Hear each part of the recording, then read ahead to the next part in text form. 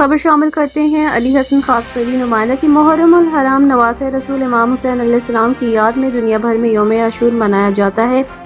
اسی طرح کراچی میں نشتر پارک سے برآمد ہونے والا جلوس روایتی راستوں سے گزرتا ہوا نمائش چورنگی پر پہنچا، جہاں لبیک یا حسین کی صدائیں بلند ہوئیں۔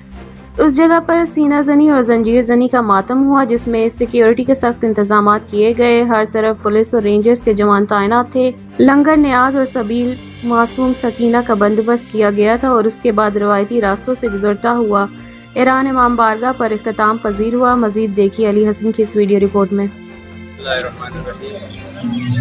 السلام علی الحسین وعلی آل الحسین وعلی اولاد الحسین وعلی اصحاب الحسین اللہم لعن قتل الحسین والصحابہ والشہداء۔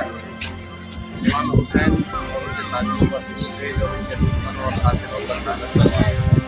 آج ہم یہاں پر جلوس اعزا کراچی ایم جناح روڈ پر نشتر پارک سے کھارا در کی طرف جاتا ہے۔ بہترین انداز میں عزاداری ہو رہی ہے۔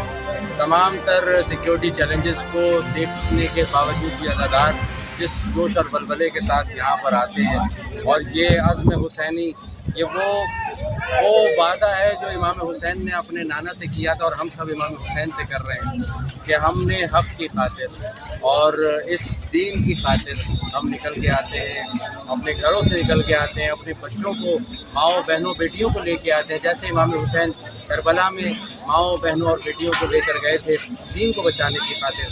یہ جو دین کو بچانے کا جذبہ ہے، اس کی خاطر چاہے جان جائے، چاہے مال جائے، چاہے عزت و آبرو جائے، لیکن انسان اللہ کے دین کو بچانے کی خاطر حسینی نظریے کا دفاع کرنے کے لیے نکلتا ہے۔